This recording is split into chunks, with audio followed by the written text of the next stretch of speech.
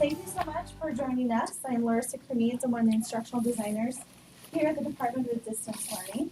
We're really excited to present this one for you. This is how I teach series seminar on how to condense a course, especially for an online format. You know, there's so many questions that think, how in the world am I going to fit 16 weeks in 7 weeks, let alone a summer course in 4.5 or 5 weeks.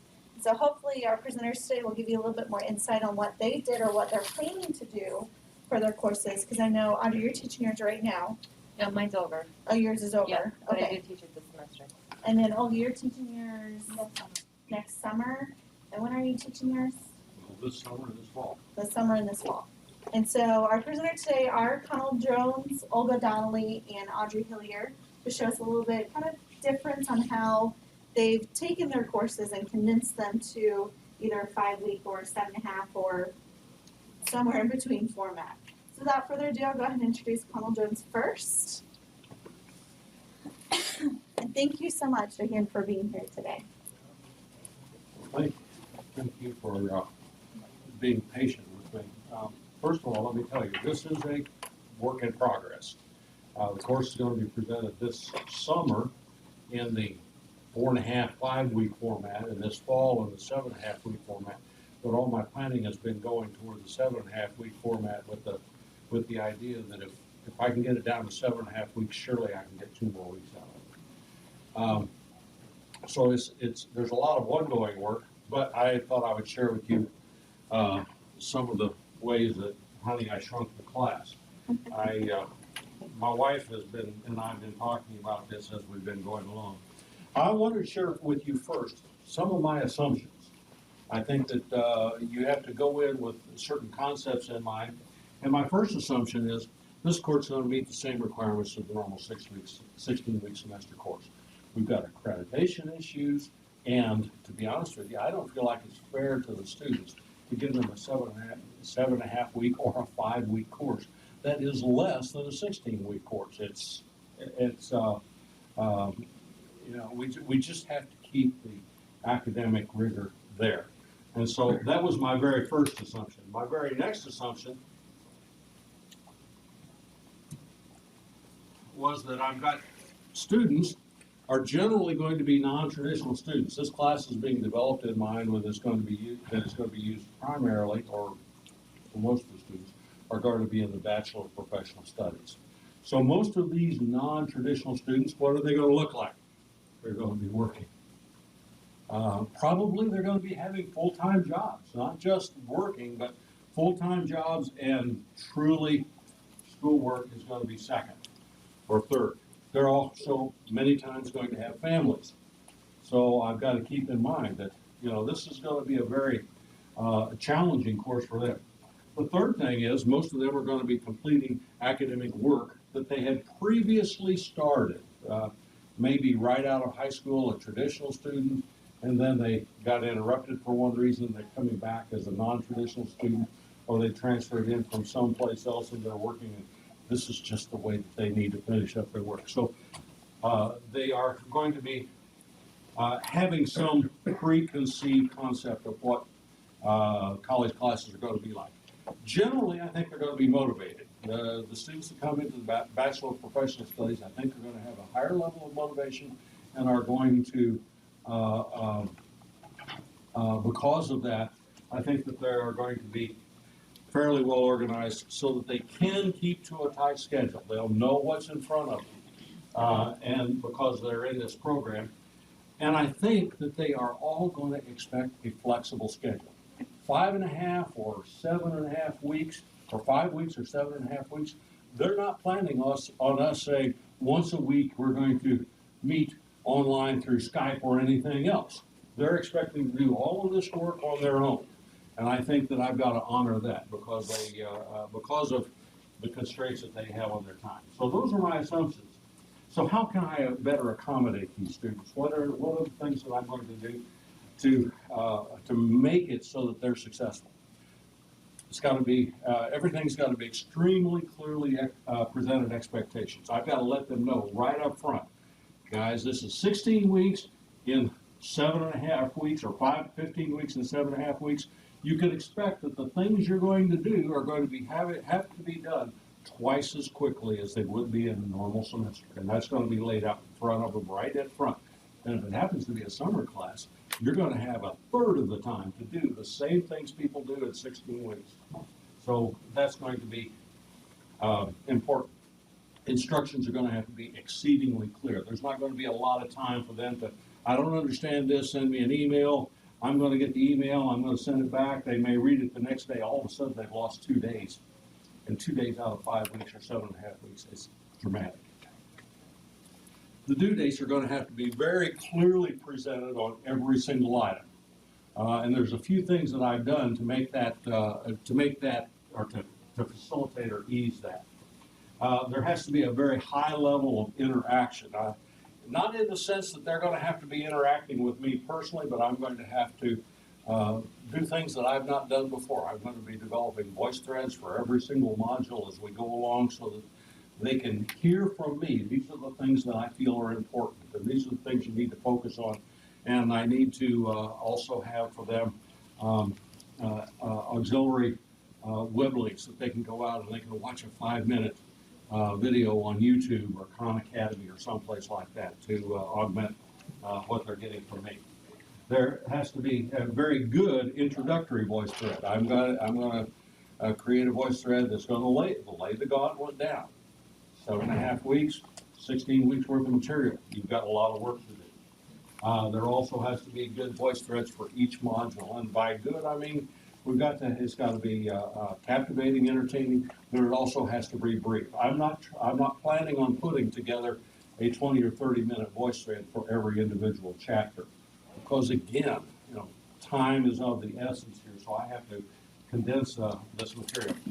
I have to have very good PowerPoints to present them as a study guide, so they can look at the PowerPoints, and I'm going to use the PowerPoints that I use in class that have my notes at the bottom of it, so they can say, okay, he presents this on the wall, and then this is what he talks about. So they are getting that feedback from me, and they can work that at their own pace. We have to design for self-paced studying within the due dates, so that they can hit all of those due dates in time and do it by themselves without having me have a lot of interaction. They may work ahead. Some students, I've had students in classes say, can I get out and work ahead? And I would expect these students very well may do that. So they're gonna have that prerogative. However, let's see, my next one. They must meet the due dates. And I'm putting a pretty hard stick on this one. Anything that's past due is a 50% penalty. So if you get it, if when I pull it up and it says needs grading, it says late, you're getting half the points. I'm kind of a pushover though. If the student sends me an email and says, hey, I've had a sick kid, and I know I've got this due date coming up, can you slip it in the tissue? I will do those kind of things. Also, all of my due dates, 9 o'clock p.m. Whenever there's a due date, whatever date it is, it's 9 p.m. So they don't have to worry. Is this one midnight, or is this one at noon, or whatever? So what are some of the things that I've done to try to accomplish all this?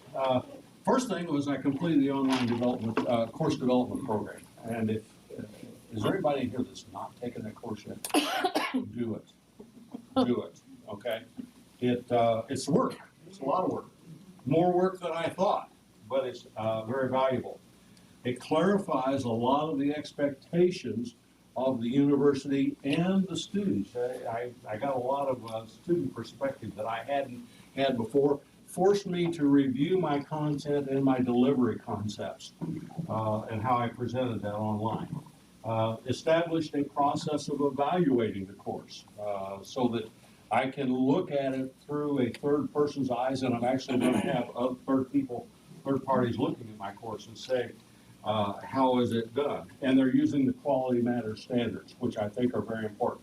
If you've not taken the course, you don't know about quality matters standards, but it's third-party standards that we apply to our online classes. It also, by by evaluating this course, challenged my paradigms. Things that I thought had been important may not be important. The things that I had not thought were important are now important, and things that I had not considered before. The course mapping. I'd never thought of course mapping as being something that, I'm not an education major. I came out of business. I'm teaching. I probably should be retiring. This course mapping is hooey, right? No, it's really important. It helps you clarify and your expectations. It provides a framework for everything that you're doing. So let's take a very quick look at the course that I have created. I want the course to be extremely friendly and easy. Every time it comes up, it's going to come up on the announcements page. And when they open it up for the first time, I don't have it on here yet, but there's going to be an announcement. Welcome. Glad to see you in class. Click here first. Okay? And when they click here first, the first thing they're going to see is my welcome voice thread. Click on it. Watch it. Probably not going to be more than 4 or 5 minutes long, but it's going to lay out some very good expectations. There's the online learning readiness assessment course or test that is available through the Department of Distance Learning. And they're going to have to take that. They have to take it. And then after they've done those, there'll be some additional instructions on here. They're going to take an introductory quiz. And their introductory quiz is going to be something that's going to be more detailed than this, but I just wanted to show you introductory quiz. What did I do?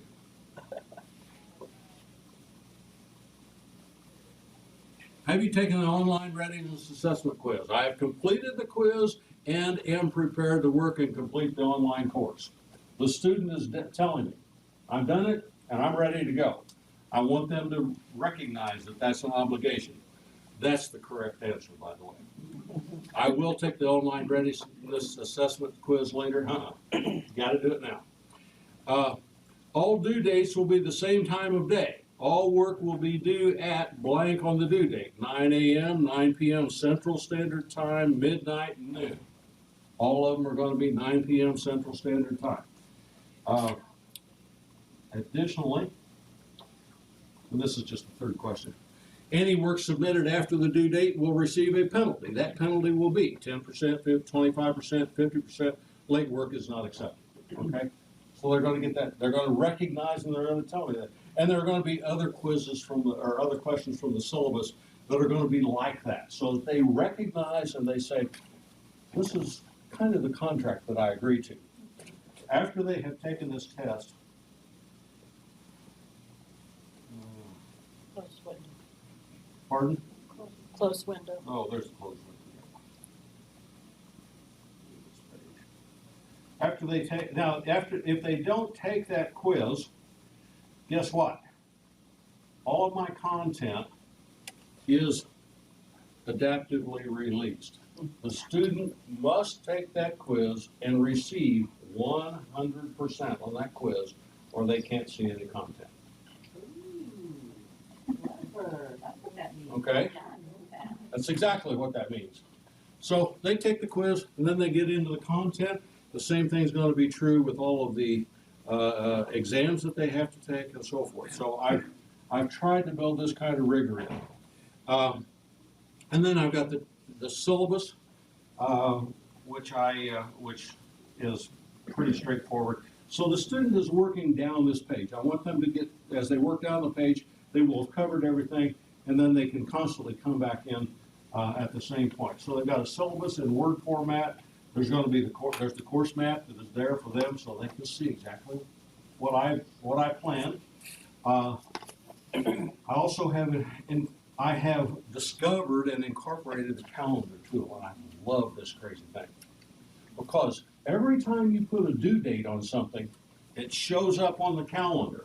And if you say, gee,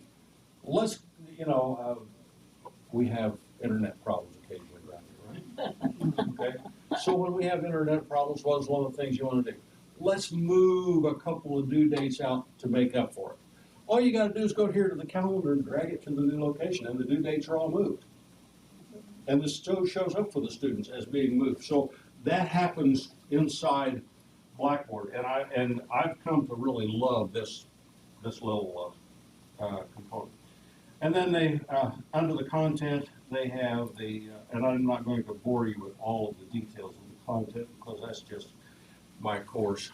The content, which will have the voice threads, the PowerPoints, things like that. MindTap is a link to the publisher's where they do all their homework. Case studies, I've got some case studies that they're going to have to go in, and these are answering questions about cases, and I've got links in those to the internet, so additional information. Discussions, got discussion boards that probably are going to have a discussion. This may be the one place I'm going to have to back off a little bit because my discussions, I always have a deadline for their initial posting and when they were going to post their observations, and then there's a second deadline when they have to respond to their other students. So you can get half your points from your initial post, but you're not going to get any more points if you don't respond to other students. And if you miss your initial post, guess what?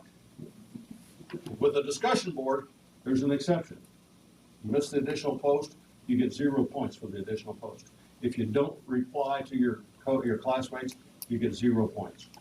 Discussions have to be done on time. And then their exams getting to them likewise. And then I've got, so I've tried to break this down, and so it flows a little better. That's the way I've approached it, without getting into the class and showing you a bunch of material about the class. I would value questions. Oh, I guess this is the time I go over here. Course map, learning objectives, modules, revised and organized. I did a lot of that. I had the layout that flows and guides the students better. Put in some new tools and methods. The introductory quiz, flowing down the page, the calendar, and the content and evaluation were separated so that there's a tab in there for content. So this is where they do all their content, but these are all their evaluations, and these match up with the different weighted categories. You get so much % of their grade is MindTap, so much % is case studies, so much is discussions, and so much is exams. So they've got all those broken down together. I guess I should have. So I value your questions and your comments. Tell me what I've done well and what I've done wrong. Because I'm clearly at the point where I can modify this and improve it. Well, I really want to say thank you for keeping in mind the adult learner, because that is it's very exciting to see that you kept up those needs in mind. One thing I think is super is the calendar, because these are, in my working with adults, they are planners, they have got to stay on top of things, and they love calendars. And an electronic calendar is where they're going. So that is awesome. I would also you see they even have, let me interrupt you just a second. They even have the capability to put in their personal calendar so they can say, this is so-and-so's birthday, and so I've got a planner on it. Soccer practice, blah, blah, blah. Yeah, so it's real, and if they're taking other courses, they can also show all of their other courses here. That's awesome. I haven't used that yet, so I'm going to look into that. I would also say this, that you mentioned, some of the characteristics that you kind of expect with adult learners. One of the things, particularly in the management course, in this particular content, that I think we should remember is that they're living this. They are either managing others or they are managed. And so I would just encourage you to look for ways to have them be more observant of their own day-to-day work world and increase their observation skills so that they can reflect on what they're actually living. And you may do that within your case studies. You may already do that, or they may offer it by themselves. But to see what they are experiencing and have them be more engaged in a conceptual way with what they're doing every day is really important, and it really has a lot of impact on their just the benefit that they get from the class. Well, and I do present that very concept because, first of all, I've only been teaching for about 10 or 11 years, I came for 40 years working in business. So sure. I've been where they are. I got my MBA while I was working full-time. I got a bachelor's while I was working full-time. So I know what they're dealing with, and raising 2 kids and so on and so forth. But the one thing that I do, especially when I'm doing my lectures, and this will be reflected in my voice threads, is the things. For example, we talk about motivation in this class. And when I say, we've got several theories of motivation, we've got Maslow, we've got Bloom, and so on and so forth. And I said, all these are academic theories of motivation. None of them is perfect. You might use components of any of them at a time. And so that's the perspective I try to bring to all my students. And maybe that's heresy over the school management. No, as I said, It's anything true. you can do to increase their observation skills and help them understand their own environment, because they are in it. They're swimming in it. So Well, most of them are supervisors. And when you get your first promotion, you're now a manager. Right. So and definitely motivation is really painful. Thank you. Other comments, questions? Yes. I'll just make one comment about the quiz that you designed for reading the syllabus and having them kind of answer some questions, how it makes them accountable for things. We have something similar that we built into our class, but the syllabus was 10 pages long, and then the very last 11th page was a little contract where they had to sign it and simply send to us. So we didn't really check, do they know those individual components? We just went through it. So it's a very nice way for you to double check and involve them into detailed reading on everything that you're providing. So very good entry for the students into the class. These questions that I've got on this introductory quiz, and if you want to go ahead and set up, these questions are really, the questions I have are the questions that I repeatedly have to answer. So I'm reinforcing that, and the very last question is, I have completely read the syllabus. I understand that this is a contract between the instructor and all of the students, and I'm going to comply with that contract. So they're not going to have to sign anything to me, but they will have checked off and said, yes, I agree. That's part of the quiz. Just one other comment. It's not unusual working with adults to have things turned in early. I mean, they know what they've got the rest of the week. So if something's due Thursday, they've got it turned in by Tuesday. So it is just to let everybody know, it's not unusual at all. No. And that's perfectly fine. Now, I've had students in a full semester course online actually be completed by the middle of the semester. And I communicate with them. I say, I know you're done, but I'm going to grade your papers as I grade everybody else's papers. And they say, that's fine. I just want to get it done. Oh, that's the beauty of electronic. Yeah. It's sitting there. I'm not going to have any required meetings, simply because I don't think it's practical in this rush forward. Do you get much like phone conversations? I mean, you get phone calls and you get emails. Do you get phone calls or anything? On my syllabus, or just through your and on every assignment that is where they have to interact through Blackboard, I put my cell phone number on there.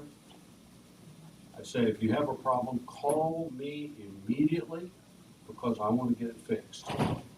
And I get the students that get kicked out of their exam or whatever like that. I don't have a lot of students calling me with other questions most of the time. But it's most of the time the Blackboard interruptions that cause the problem. Wow, where's mine? Right across the hall. So I haven't experienced a lot of that. I haven't taught this particular group of students before. So it may be that may change with this particular group of students. The traditional students in the other classes have taken online.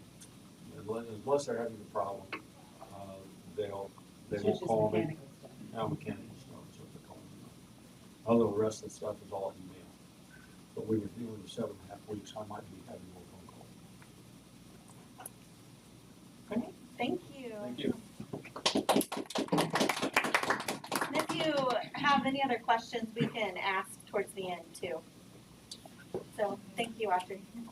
Hi everyone, I'm Audrey Hillyer, and I condensed a 16-week fundamentals of grant writing class, which typically I had only ever taught in person, into 7.5 weeks.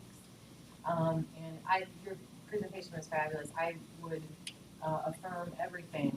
If you haven't taken the OCDP, get into it. It really changed how I taught online. And then also a lot of the things that I learned in the OCDP, I could also apply to my face-to-face classes with some of the technology. So it was really helpful. And so basically, I'm just going to give you a little overview of what my class looks like. I think that quiz was a great idea, to get them.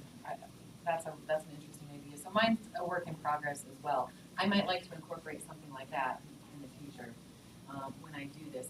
Most of my students are upper level divisions, so they are, capable and probably a little bit more motivated than, say, some of my students in English 101 or 201 class.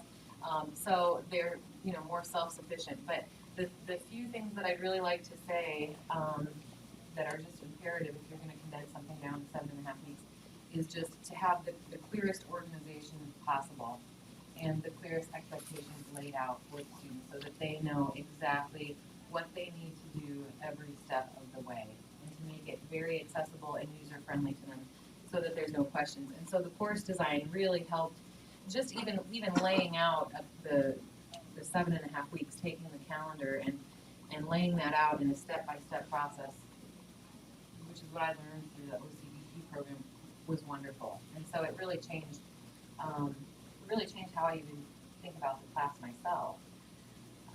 And so, just some tips for, being able to do that is just to have things laid out very clearly. Step 1, step 2, step 3. Start here, right? Watch the welcome video. I gave an overview of the course here. Number 2, so each thing sort of scaffolds. So in step 1, I say, okay, now you're going to go to step 2 below and read the syllabus, right? Then you're going to go to step 3. And so everything is just, very easy to follow. Learn how to access virtual office hours, join the VoiceThread, which is one of the main technologies that I used with this. And then I introduced them to an icebreaker where they got to practice using VoiceThread, which is just such a neat little tool. If you've never used VoiceThread, it's really handy. And for me, it cut down on a lot of actual written response and feedback that I had to give to students, right? Because you can evaluate their work in a comment, right? Voice comment. And so, with 7.5 weeks with the intensive writing course, that was really helpful for some of the smaller assignments that we do. So that's sort of what my first page looks like. And anytime students needed to refer back to anything, syllabus, how to get on VoiceThread, how to access virtual office hours, they could do so just from the start here page, which is, where they land right when they open up the course. Then what I did is I had everything laid out in folders, and this just helped me to be able to know, to keep myself on track as well, just on a weekly basis. So, excuse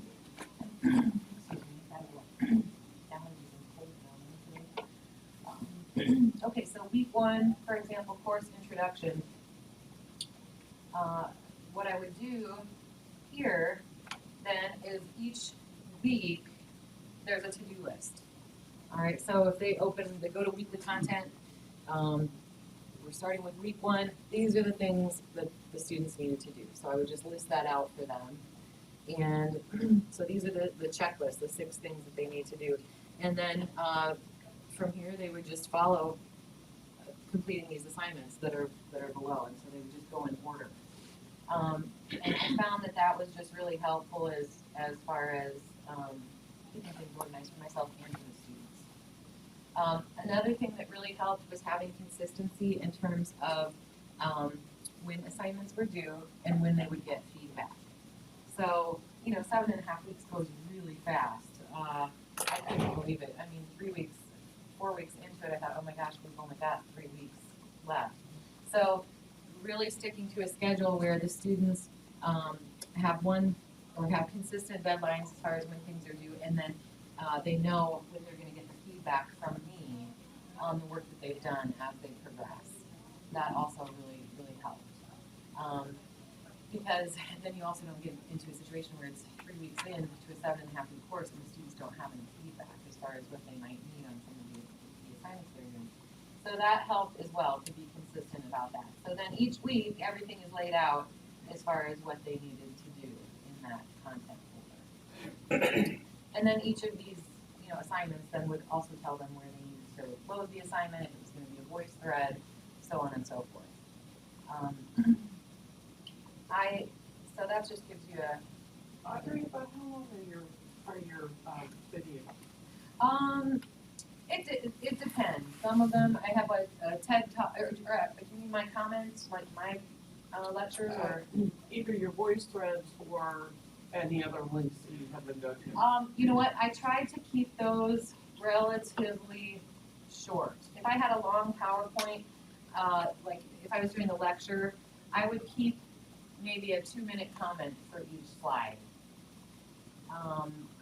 Some were a little bit longer, but I usually didn't go over, 6, 7, 8 minutes if I was going to leave a comment on something, because I think it gets a little too long.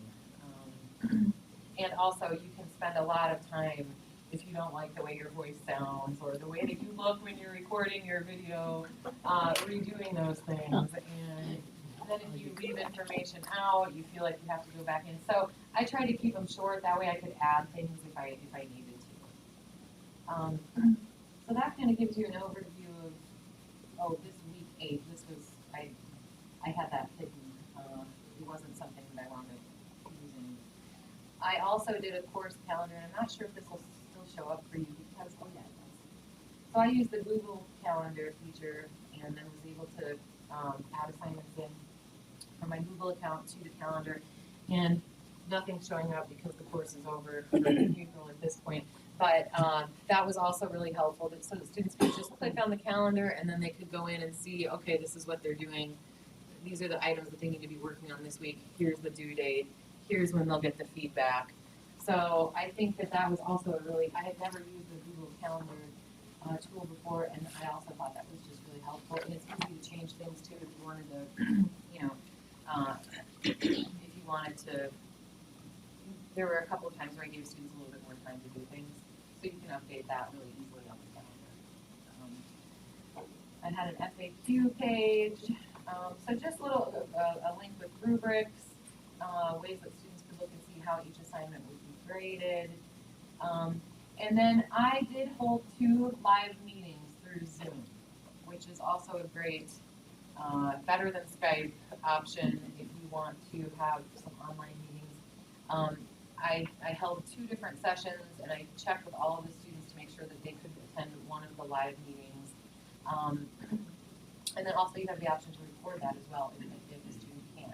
Because again, they are taking the course distance ed. They might be working, they might have schedules that would prevent them from being able to meet at a specific time. So I did make them mandatory that they had to be in one live meeting so that I could talk to them and we could see each other and ask questions. And but again, if somebody couldn't make it to one of those, then you also have the option to record that and post it.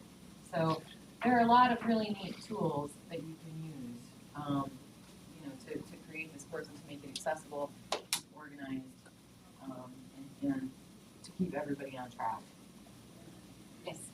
Did you have any student difficulties with technology when it came to those Zoom meetings? I did have a couple of students that said they couldn't get into the Zoom room, but I think that was more user error on that part. It's a really simple.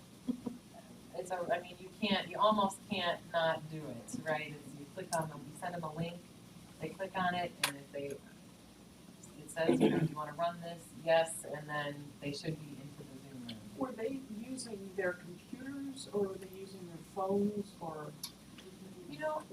I don't know if anybody There did. is an app on the phone Yeah, I don't know if any of my students use their phones. Do they have to download the app or can they just click on the link or click on the link? I think they just still click on the link, but we do know there's some limitations if they do join via phone. Like if you're sharing a document, depending on what type of, if they have Apple or an Android, then sometimes it varies if they can see that document or not if they join via phone. That's one thing that we just recently had someone do that, and those were some of the issues we found. But in my experience, the biggest impediment to student interaction is their connection to the internet. Their download speed, their upload speed. That we still have people that think you can do dial-up, and Right. they have very slow internet speeds, which might be okay when you're working in Blackboard by itself, but if you start trying to pass videos around, sometimes it can really be isolated. Right. And I tried to keep things, you know, and this was the other thing that I thought was successful for me, was I didn't try to do too much in undertaking this process for the first 7.5 weeks. And by too much, I mean with the technology. I kept it to just using 1 or 2 tools. And that way I could get more familiar with them, and then it also wasn't overwhelming, you know, to have to try to keep figuring out how different things work. So learning how to use VoiceThread and then the Zoom rooms were the 2 that I focused on for this particular class, because I had never used VoiceThread before. To what extent, how does this 7-week course compare in terms of the workload, the number of assignments? I have, as a historian, I have a particular problem because I have to cover whatever the time period is. Right. And this is always a challenge for me to get everything into a shorter time period, even though I'm going to have to cover pretty much the same material. Right. Well, that's a great point, especially for history. You have to do it. I think that I actually probably wound up with more assignments in this 7.5 week situation, and because there's the expectation that the students have to be able to work independently to do those things, you know, to get everything done in the same amount of time. And so I did shift some assignments so that there was more student accountability. So something, for example, that maybe I would discuss in face-to-face class if we had 16 weeks, or we might work on together as a group. I changed those assignments to be more, student-focused and students, so that they had to complete things on their own. So I probably had more independent assignments. I think with reading the textbook as well, I didn't, with that 7.5 weeks, I probably wasn't able to lecture as much on each of the individual chapters, but rather than also made that requirement that the students had to be doing was keeping up with reading the chapters on their own. So I feel as though, you know, the course still translated, and I think that I covered everything. The one exception is that my face-to-face classes, that are 16 weeks, I do as a service learning, I have a service learning component, and I could not do that with this. In the future, I might be able to, but I couldn't have the service learning component this semester in the 7.5 weeks. So, yeah, I think the students wound up probably having more individual assignments. I would think that this course lends itself to that, because I noticed one of your first questions was what if you think is one of the most important charitable needs, you know, and so they would have their own ideas about that. Right. It's their own experience anyway. I wanted to comment just to the group about something that's important about condensing these courses, because really the Bachelor of Professional Studies program specifically has asked for certain courses to be modified to this format. One of the main reasons for that is that our research on how adults learn best and how adults engage with their college work best is that they would prefer to focus on one class at a time. They would prefer, and like the traditional student where they've got 4 or 5 things and they're juggling everything all week long, because they have a work life and family life, they'd rather just tackle something and get it done. Right. So the idea of juggling time, etc., you have to take away the thought that they're taking 3 or 4 other classes. They're just focused on this particular class, or maybe one other, and that's it. So, but again, the adult would rather do that. They would rather hit something and not drag it out for 15 weeks and have 2 lectures a week and, you know, paper due every 3rd week or whatever. Just as soon hit it and do it. And I found that all of my students they kept up, and I didn't have anybody actually who wound up Floundering. or lagging behind, so that was really wonderful. also, when I said I added more assignments, there were more, YouTube links and videos and, on grant writing and different resources that I found that I could give them to watch on their own.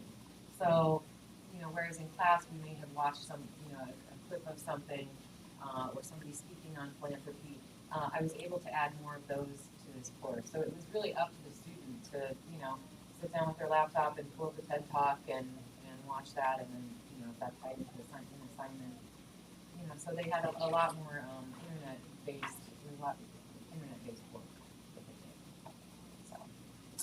I have one other question. Yes. You didn't mention a textbook, but did you use a textbook and was that helpful? Like Connell's, there's an automatic connection there with homework assignments and stuff. Did you find that your textbook has any assistance in technology or?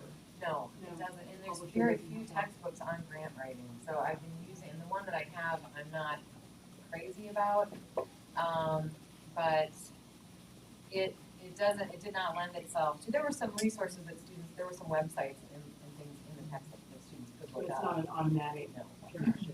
No, so really, I just would assign like, 2 chapters, I think it's about a 19 or 20 chapter book. I probably assigned 1 or 2 chapters a week that were relevant, some of them weren't relevant, so, but yeah, it would be nice if I could find one that would maybe more easily pair itself with some online technology. Yes? About how many students did you have in this class? I think it capped at 20. So I think I had a pretty full class. I think there were 17, I think I had 17 students.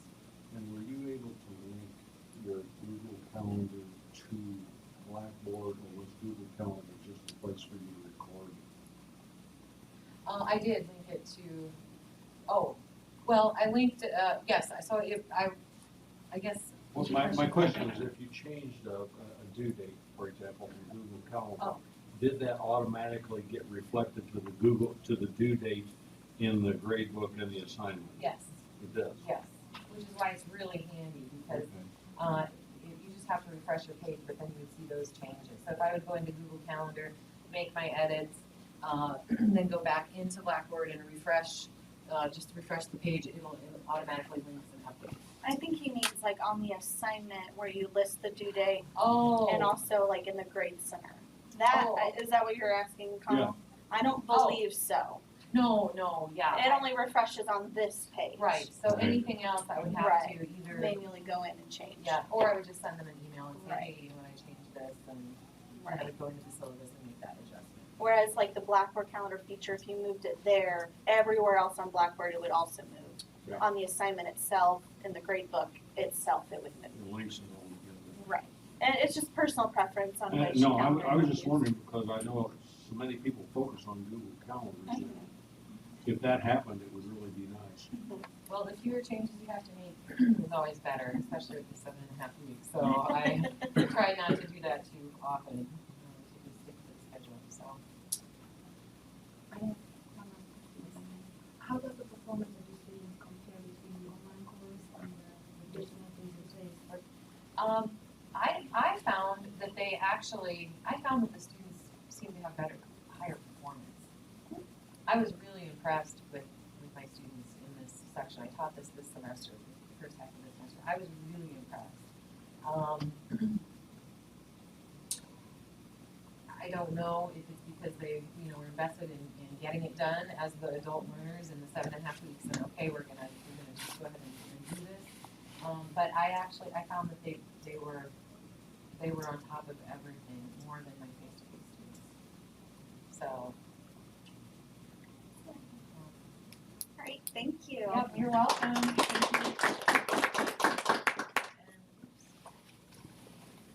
I hate to run, but I'm on a search committee and we have an interview at 1, so I'm gonna have to Thank step you. out. Thanks.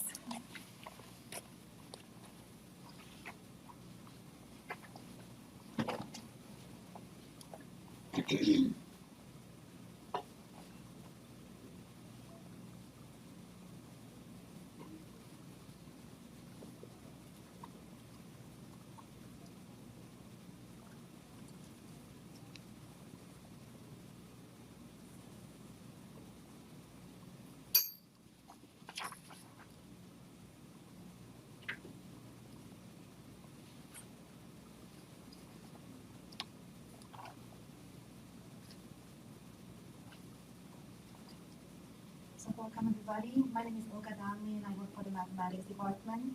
And I've designed, again, a summer course which pertains to quantitative reasoning math 114. So my perspective of my expectation was a little different from the upper level classes because probably they'll have incoming freshmen taking this course or maybe non-traditional returning students who need to brush up on their math skills and it may not be as easy for them as, for me expecting them to know all the technology.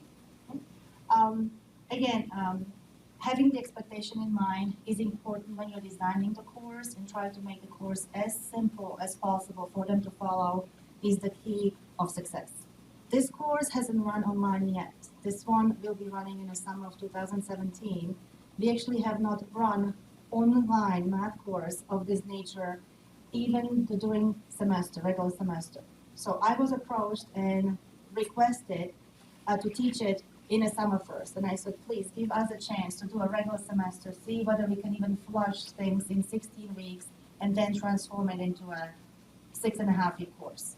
At first I was told it would be 8-week course. Then I looked at the due dates, okay, so always look very carefully at the due dates, and then you realize it's only 6.5 weeks, so I say, well, I thought it was challenged for 8. Now I'm down to 6.5, okay? So my eyes kind of popped, and I said, what am I gonna do with this? But I'm very grateful that I was able to join the OCDP program. Clarissa was my technical designer. She was very, very helpful, beneficial. I challenged her on every single step. Probably gave her so many things to research and think about, but it was a very, very good experience. Keeping the same rigor as we would have during the regular semester and condensing it to 6.5 weeks, it's a challenge. So I was thinking, is there something I could cut down so my students can be successful, yet still maintain the same rigor? Well, during the semester, I try to cover not only the material, but the course is quantitative reasoning, so it's discussion-based, conversation in class-based course, and we have to do projects. So regular semester will cover probably 3, maybe more projects. So I've decided that I'm going to scale it down, make project a little more beefed up, but only one single project per summer semester, right? And the project is pretty much over mortgages, your own research, find out what are mortgage rates, figure out what your potential salary is going to be. Can you find a property on Zillow that you may like? Find out what the monthly payment is going to be, amortization table, can you afford it using your salary, expected salary, and the rates that are right now, and then go to 1980s, look at the interest rates that were at 16, 17%, and that's a mind-blowing, but it's a huge project for them to think at this level, okay? So that was one thing that I've done, scaling it down a little bit project-wise, making it manageable.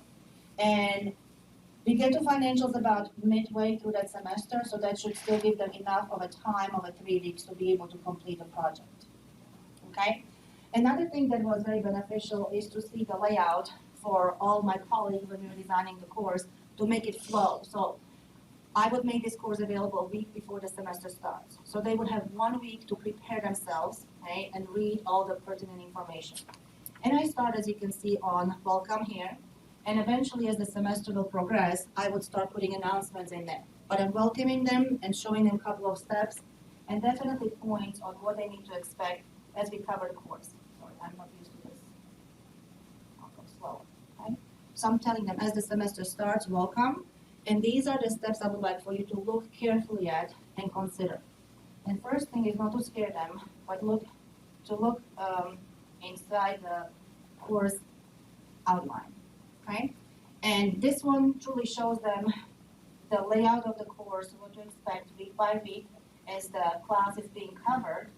But one more thing, it gave me a chance to consider how should I be spacing my assessment, because assessment is important in mathematics and other parts as well. So our first exam is not scheduled until the end of week 3. Okay, so they'll have a half week when they're starting, full week, and they're still learning concepts, and this is our first exam. I'm considering the students that I'll have in this course not being technically prepared for every single aspect of the course. So I'm giving them quite a bit of time, in particular, very first week, to be able to let themselves get familiar with the technology. So always build some cushion up front. You may have questions from them, So that will give them the opportunity to get caught up with everything that they are not familiar with, and then finally proceed through the course objectives and learning modules. And then, of course, things will get a little tighter, and again, here is the final project that is being done. Always consider when you are designing for such a short period of time, your calendar, you may have the Memorial Day falling in there, or some other times, so you may be thinking in your mind that you have more time than you physically actually have available for yourself. Try to build a little cushion, but a little cushion in here may be just one day. Now that they can see what to expect, I am not letting them, because many of these may be younger learners, they need to have a rigorous schedule. And since our exams are scheduled in given intervals, they have to be prepared for those exams. If they choose to start to work ahead, that's fine for them, they can start working on the exercises, but I have it again conditionally open exercises for them, so as they progress through a video, after the video, homework 1 will open. After they've completed homework 1 to a certain success, let's say 80%, homework 2 will open for them. So again, everything is conditional and sequential for them. They cannot be hopping here and there, and then they'll say, I don't understand, I did it here, and then I don't know how to do it in here. So everything is very, very structured. After they're introduced into this, right, then I'm giving them again a chance to familiar themselves and learn a little bit about voice thread. So I have a little video where I introduce myself and they have to contribute by commenting, right? Plus introducing themselves to the class, because they need to do collaboration. And collaboration online is much harder than when you have collaboration inside the classroom. So what we want them to know from the very beginning, who are they working within the same classroom setup? So eventually they can visit discussion boards and communicate and talk to each other, but if they only have a name and nothing is known about them, it's kind of hard to put a person with a, with the idea who is behind that screen. So we are trying to let them introduce themselves for the rest of the class to help. Okay. And moreover, they not only have to do the introduction on the voice thread, but also do a discussion board where they can share maybe a picture of themselves, maybe a hobby that they like, something that will kind of stand out for the rest of the class. And again, introduction of the technology is important for them as they cover. What I've done in many of the screenshots that you see here, I am specifically showing them how to go to even the most basic steps in a registration process. Okay? If you don't make screen captures for them, they may get lost along the way and they don't know how to proceed, and they may lose quite a bit of time. So every single thing, if you can offer video and maybe screen capture or description, is very, very beneficial. And of course, after they register, they can start working in the environment in the mathematics setup. We had one lucky thing. Our book was actually connected to a online My Math Lab, and My Math Lab is the environment where they do watch the videos and they proceed through the reality checks, which are quizzes, and they do all the homeworks in there. The only thing they don't do within My Math Lab are the exams, right? But that's their environment, so I'm already showing them prior to the start of the semester how to register, and they can complete their very first homework assignment, which is simply how do you enter answers into My Math Lab. Okay? After they do all this initial setup, okay, the course is designed for collaboration. Okay? The work is going to be done in the external environment, which is My Math Lab. That's a different website where they go visit. But I still have a way for them to share projects and other documents with me and with other classmates, so they can upload things very, very easily in there. But I would like to here stress one thing, and one thing is in here is discussions. Remember, this is the way how they can communicate and collaborate together. And so we've designed, because I was not the only one who was designing this class, he was a coworker of mine as well working on it. We've designed 2 layers of discussion boards. One is the discussion board with the entire class, and everything is spelled out, what they need to, how to participate, and at the end of the semester, they will be evaluating each other on the collaboration within the discussion board.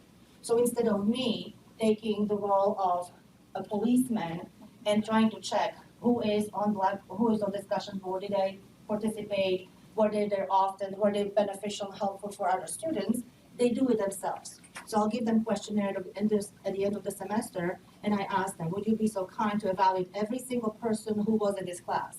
And since they introduce themselves at the very beginning, they know who they're dealing with.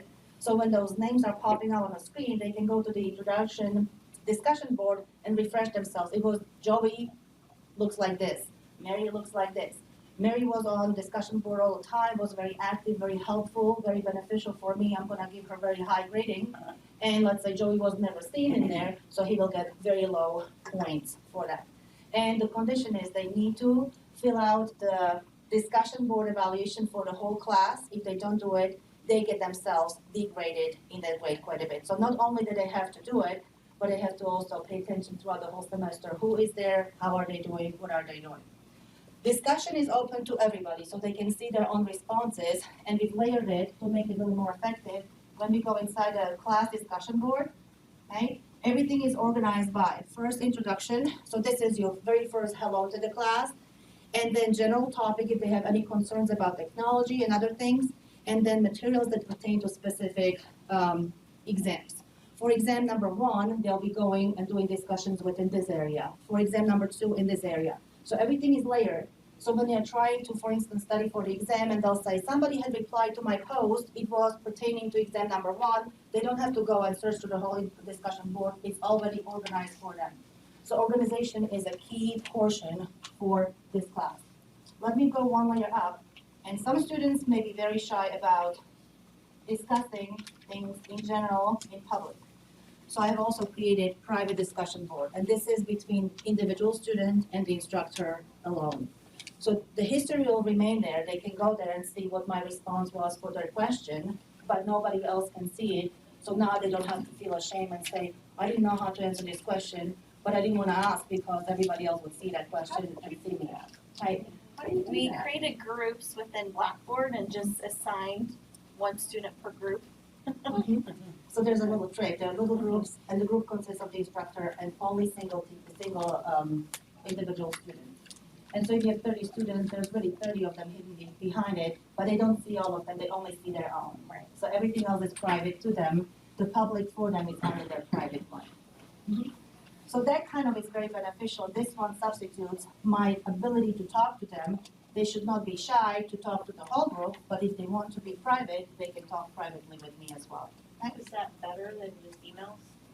Email is not secure, and plus, then they have a nice history, everything is nicely organized. And nice thing is, you can set a little check mark in there and get notification about email. So for instance, if somebody has a question, right away I will get an email telling me, please go on the discussion board, somebody is requesting your attention. Okay? So that is very beneficial in there. And the rest of the things are very similar to what my colleagues have had. I do actually have Zoom room where they can go and visit once a week. I am not requiring it 100%. I say go visit it once in the first 2 weeks, just so you know how you hook to it and how you can communicate with me, and hopefully they'll find the benefits and they can see I can share my screen, I can answer questions, whatever they have, and then I'll visit it more often. By all means, can they, get in touch with me and we can do more Zoom meetings, but at least once a week I'm going to make myself available in there. So this is how the collaboration was worked into the class, and the streamlining was really just kind of scaling down the project, but everything else has to be similar. Can I compare it to the class that runs currently? It would not be a very fair comparison. We've chosen a different textbook for the online course, so we don't quite have one-to-one correspondence between the lectures currently, but we are hoping it'll be beneficial. But definitely we are hoping that if you run it as a regular face-to-face class and also online class during a full-length 16-week semester, we should learn much more from it and then see whether our compensation may be beneficial and effective for the students. How many students do you have in your class? Typically, the students about face-to-face, because we haven't done this one online yet, about 25 students that we are starting with. But their motivation is not as strong as it would be for older working, adults. I'm not saying that we don't have, stellar students that are non-traditional students, but majority of the students are, freshmen. So do you have different sections? We have different sections, yes. Mm-hmm. So some of us may be teaching 2 up to 4 sections a semester.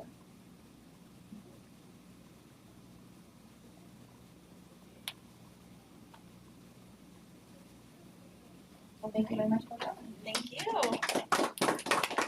There's one more thing I want to show you real quick, and what I have here is just an evaluation. This is not an evaluation of the presenters, so don't worry. This is more an evaluation on us, what we can do to better support you, and maybe condensing an online class that you have, or you were told that you're surprised I'm teaching a summer course, and you're thinking, how in the world am I going to get this into 5 or so many odd weeks? And one other thing I wanted to show you real quick, I know we're running a little short on time, this won't take too terribly long. This is an idea, I'm working with a faculty right now who's teaching a summer course, a biology summer course next summer. And so we were thinking, he has 9 modules, how are we gonna get 9 modules done in 4.5 weeks? So, as inspired by Miss Tamara back there, which I don't think she knows, your inspiration, Tamara. But I wanted to show you real quick, just kind of with that calendar. I know Audrey and Olga showed their calendar too. I just wanted to show you real quick a kind of a new way of thinking about how to set up your course, especially for a summer course, is I think we get into the mindset of thinking about weeks, but the way this is set up is by days. So by day 1, this is what you need to be doing. By day 2, this is what you need to be doing. So that way they can stay on track for that 4.5, 5, 6 weeks and get all those 9 modules completed. And make sure that you're spacing out everything accordingly to how much time it's going to take per day.